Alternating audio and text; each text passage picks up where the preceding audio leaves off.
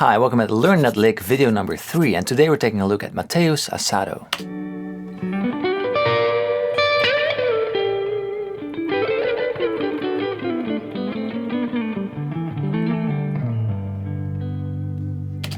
That's the lick we're learning.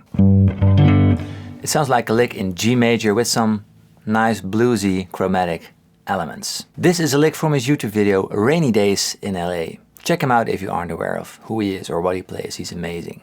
So in this series we're taking a look at how I transcribe licks, how I figure out licks myself, how I use the stuff to get inspired myself, and I share it with you, my process. Because figuring licks out will really get you to the next level in my opinion, so you can't do that enough. So here we go. It sounds like a major 7 arpeggio to me, which is played like this. But what's the starting note? Yeah. So we start on a major 7, which is fret 9 on the A string. And then we go via the G, the root notes, 10, 9 on the D and 12 on the D, the 3rd and the 5th, the fret 11 on the G string, the 7 again to the root, 12 on the G, to fret 12 on the B string, 3rd again, and the 5th, fret 10 on the E string. That's our major 7 arpeggio starting on the 7. The major 7. And then he ends with a bend, I think, on the 3rd, from minor 3rd to major 3rd, giving it that bluesy vibe. Yeah, so he's playing a double stop, the 5th, so fret 10 on the E string, combined with fret 11 on the B string. Bending it up so it becomes a minor 3rd interval.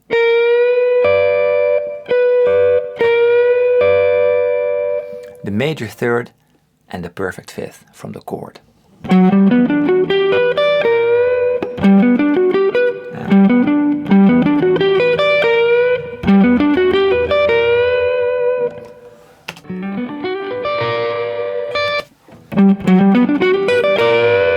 Lovely.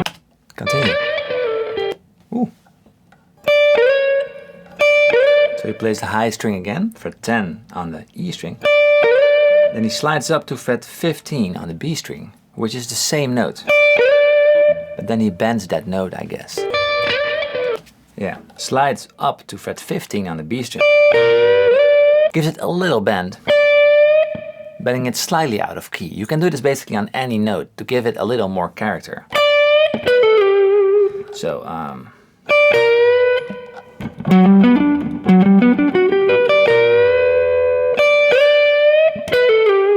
and then it goes down via the pentatonic shape, 16, 14 and 12 on the G string.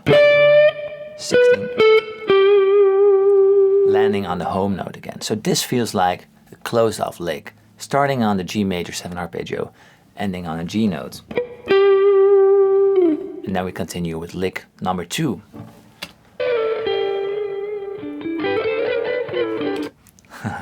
That's cool.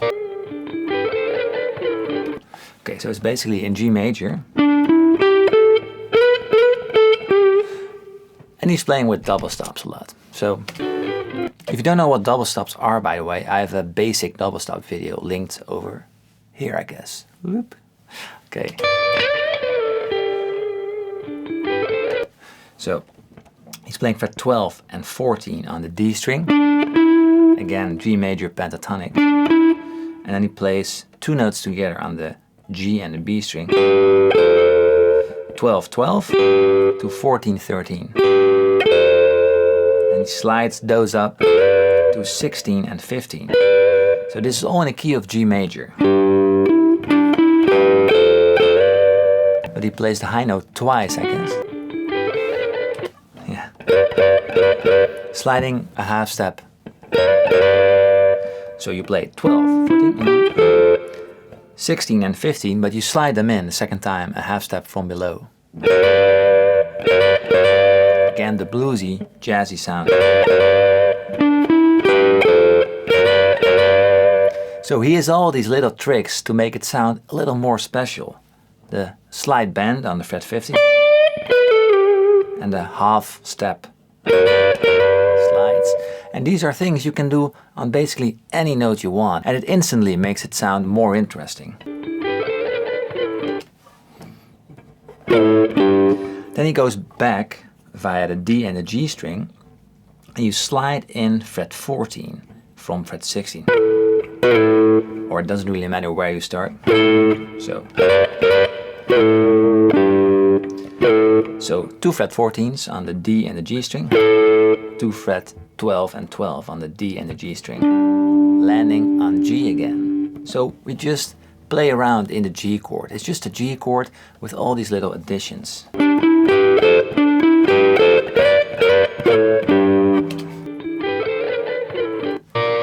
And he plays them all with downstroke. Great. Moving on.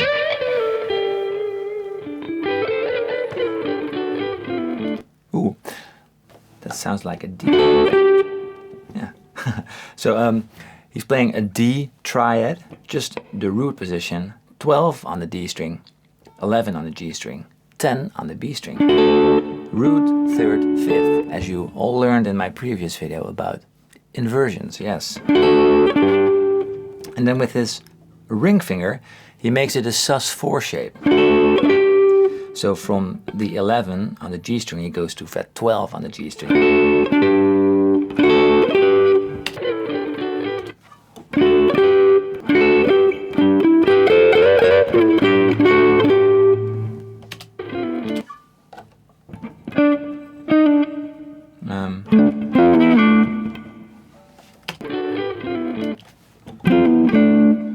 So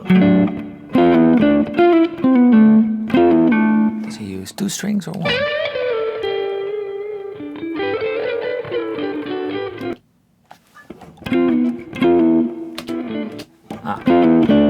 So because we're still in D basically from here, D sus4, he's sliding from fret 10 to fret 9 on the D and the G string, landing on fret 7. So you can see this as an inversion of the D major chord, like this. So D, this is the regular D chord we play, 5, 7, 7, 7. But the inversion, the first one is like this, 9, 7, 7, 7. And then he slides to this position, 10, 9, 7.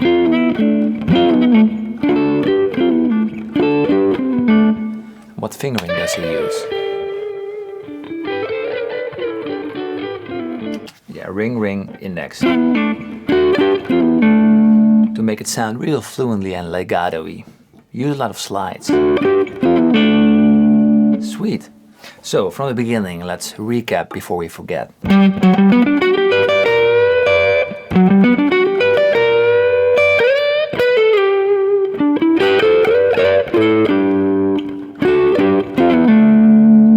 Right. The rough idea. So let's continue.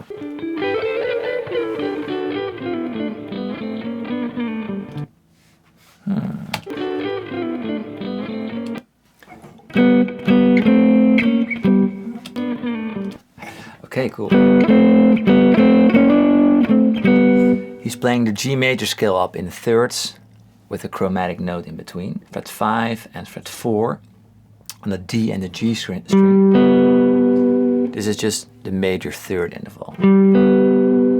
So we start on G, then we go to the second degree of the chord, basically it's A minor, 5, 7, and the third degree would be B minor, 9, 7. Major, minor, minor.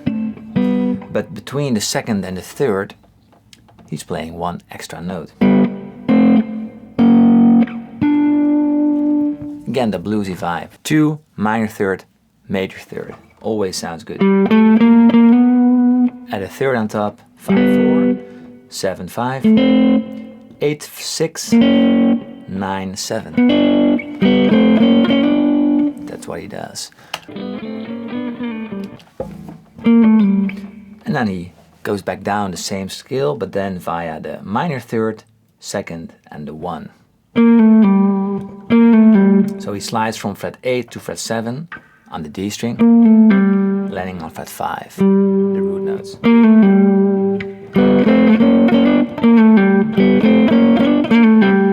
Let's check the phrasing.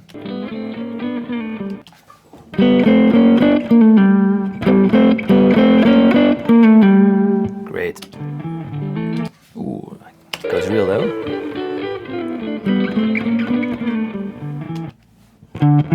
Fret 5 and 7 on the A string, again G major pentatonic. Sounds like you're sliding from fret 7 to fret 8 on the A and the D string. You're playing fret 5 and 7 on the A string, followed by fret 5 on the D string, so ending on the G, G major pentatonic, basic lick, and then he plays 7 and 7 on the A and the D string, sliding up and down real quick, a signature move by Mateus Asato.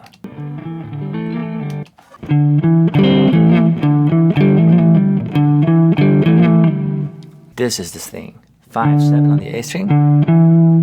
You bar your index on the A and the D string, fret 5. Then you play the ring and the pinky on 7. You slide up to fret 8 and back down to 7.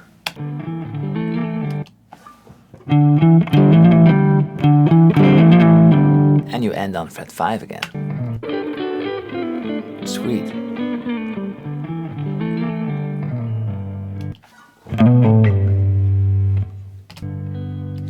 And the last 3 notes, 7, 5, and 3. Again, G major pentatonic. And then you play a G major triad. Fret 3, fret 5 on the A string, fret 3 on the G string. So now I've got all the notes, let's tie it all together.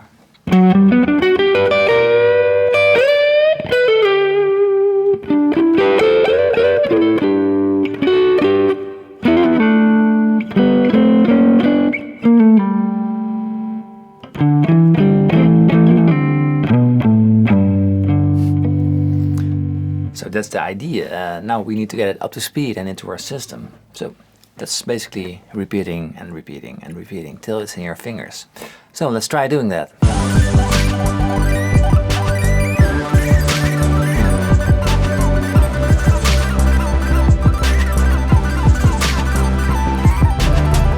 If you've got a longer lick like this, it's good to separate it into 3, 4 smaller segments. So the first one could be, okay, I've nailed that one. Now the second lick, it could be like this. That's the second one. And the third one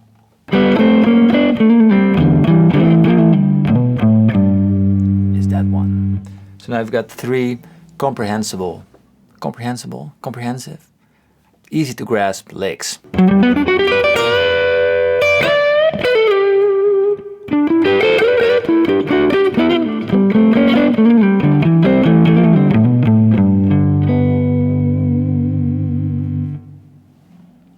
So this is the point I would usually grab a cup of coffee, relax for a moment and get back to it after an hour or so, just because you need to repeat it to get it into your system. Even better so, go to sleep, wake up next day and figure it out again. And then it really gets into your system instead of luring it into your short-term memory. So go to sleep, that's the biggest tip from today. Anyways, I hope you like this lesson. So the tabs for this lick are available at my Patreon page, so if you want to support me you can do so over there. And thank you for watching, see you next time with a new video, and maybe leave your suggestions for Learn That Lick in the comment section. Have a wonderful day, see you next time, cheers.